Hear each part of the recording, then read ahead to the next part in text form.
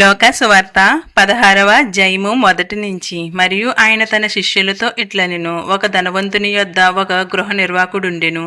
వాడతని ఆస్తిని పాడు చేయుచున్నాడని అతని యొద్ద వాని మీద నేరము మోపబడగా, అతడు వాని పిలిచి, నిన్ను గూర్చి నేను వినుచున్న ఈ మాట ఏమిటి? నీ గృహ నిర్వాహకత్వపు లెక్క అప్పగించుము. నీవు ఇక మీదట గృహ నిర్వాహకుడవై ఉండవల్ల కాదని వానితో చెప్పెను. ఆ గృహ నిర్వాహకుడు తనలో తాను, నా యజమానుడు ఈ గృహ నిర్వాహకత్వపు పనులో నుండి నన్ను తీసివెయ్యును గనుక నేను ఏమి చేతును? త్రవ్వలేను, భిక్షమెత్త సిగ్గుపడుచున్నాను. నన్ను ఈ గృహ నిర్వాహకత్వపు పని నుండి తొలగించినప్పుడు వారు నన్ను తమ ఇండ్లలోనికి చేర్చుకున్నట్లు ఏమి చెయ్యవలనో నాకు తెలియననుకుని తన యజమానుని రుణస్థులలో ఒక్కొక్కని పిలిచి, నీవు నా యజమానునికి ఎంత అచ్చియున్నావని మొదటివాని అడిగెను. వాడు 100 మణుగుల నూనె అని చెప్పగా, నీవు నీ చీటి తీసుకుని త్వరగా కూర్చుండి 50 మణుగులని వ్రాసుకొమ్మని వానితో చెప్పెను. తర్వాత వాడు, నువ్వు ఎంత అచ్చి ఉన్నావని మరి ఒకని అడగగా, వాడు 100 తూముల గోధుమలని చెప్పినప్పుడు వానితో, నీవు నీ చీటు తీసుకుని 80 తూములను రాసుకొమ్మని చెప్పును. అన్యాయస్తుడైన ఆ గృహ నిర్వాహకుడు యుక్తిగా నడుచుకునునని వాని యజమానుడు వాను మెచ్చుకొనును. వెలుగు సంబంధుల కంటే ఈ లోక సంబంధులు తమ తరమును బట్టి చూడగా యుక్తిపరులై ఉన్నారు. అన్యాయపు సిరి వలన మీకు స్నేహితులను సంపాదించుకొనుడి. ఎందుకనగా ఆ సిరి మిమ్ముని వదిలిపోవున్నప్పుడు వారు నిత్యమైన నివాసములలో మిమ్మును చేర్చుకుందిరని మీతో చెప్పుచున్నాను. మిక్కిలు కొంచెములో నమ్మకముగా ఉండువాడు ఎక్కువలోనూ నమ్మకముగా ఉండును. మిక్కిలు కొంచెములో అన్యాయముగా ఉండువాడు ఎక్కువలోనూ అన్యాయముగా ఉండును. కాబట్టి మీరు అన్యాయపు సిరి విషయములో నమ్మకముగా ఉండని యెడల సత్యమైన ధనమును ఎవరు మీ వశము చేయును? మీరు పరుల సొమ్ము విషయములో నమ్మకముగా ఉండని యెడల మీ సొంతమైనది మీకు ఎవడిచ్చెను? ఏ సేవకుడును 2 యజమానులను సేవింపలేడు. వాడు ఒకని ద్వేషించి ఒకని ప్రేమించును, లేక ఒకని అనుసరించి ఒకని తృణీకరించును. మీరు దేవునిని సిరిని సేవింపలేరని చెప్పును. ధనాపేక్ష గల పరిసయ్యులు ఈ మాటలన్నీ విని ఆయనను అపహసించుచుండగా ఆయన, మీరు మనుషుల ఎదుట నీతిమంతులని అనిపించుకొనివారు గాని దేవుడు మీ హృదయములను ఎరుగును. మనుషులలో ఘనముగా ఎంచబడినది దేవుని దృష్టికి అసహ్యము. యోహాను కాలము వరకు ధర్మశాస్త్రమును ప్రవక్తలను ఉండిరి. అప్పటి నుండి దేవుని రాజ్య సువార్త ప్రకటింపబడుచున్నది.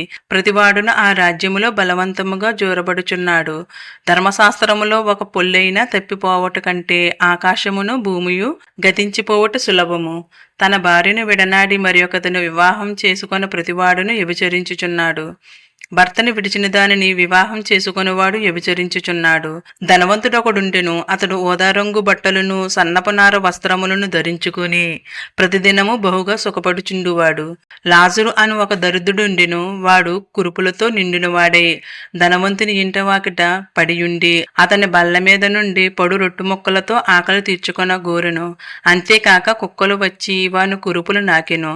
ఆ దరిద్రుడు చనిపోయి దేవదూతల చేత అబ్రహాము రొమ్మున ఆనుకొనుటకు కొనుపోబడును. ధనవంతుడు కూడా చనిపోయి పాతిపెట్టబడెను.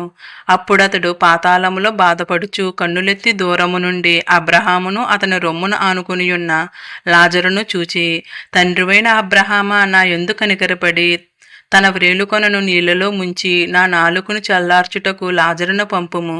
నేను ఈ అగ్ని జ్వాలలలో యాతన పడుచున్నానని కేకలు వేసి చెప్పును. అందుకు అబ్రహాము, కుమారుడా, నీవు నీ జీవిత కాలమందు నీకిష్టమైనట్టు సుఖము అనుభవించితివి. అలాగుననే లాజరు కష్టము అనుభవించినని జ్ఞాపకం చేసుకొనుము.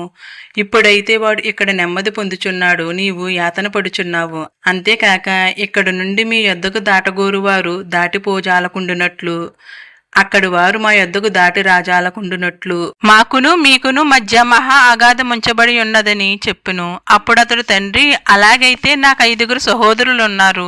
వారును ఈ వేదనకరమైన స్థలమునకు రాకుండా వారికి సాక్ష్యం ఇచ్చుటకై నా తండ్రి ఇంటికి వాని పంపవలనని నిన్ను వేడుకొనుచున్నానెను.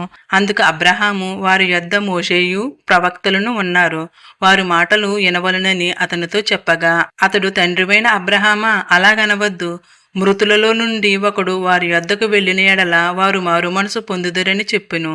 అందుకతడు మోషేయు ప్రవక్తలను చెప్పిన మాటలు వారు వినిన ఎడల మృతులలో నుండి ఒకడు లేచినను వారు నమ్మరని అతనితో చెప్పెను. ఈ వాక్యం మీ అందరి హృదయాల్లో ఫలించునుగాక. వాక్యం విన్న ప్రతి ఒక్కరికి నా హృదయపూర్వక వందనాలండి. మీరు దేవుని పనిలో ఉండేటట్లు ఈ వాక్యాన్ని ప్రతి ఒక్కరికి షేర్ చేయండి. అలాగే ఈ వీడియోకి లైక్ చేయండి. మీరు చేసే లైక్ ద్వారా ఈ వీడియో ప్రతి ఒక్కరి దగ్గరికి చేరుతుంది కాబట్టి తప్పనిసరిగా వీడియోకి లైక్ చేసి ప్రతి ఒక్కరికి ఈ వీడియోని షేర్ చేయండి.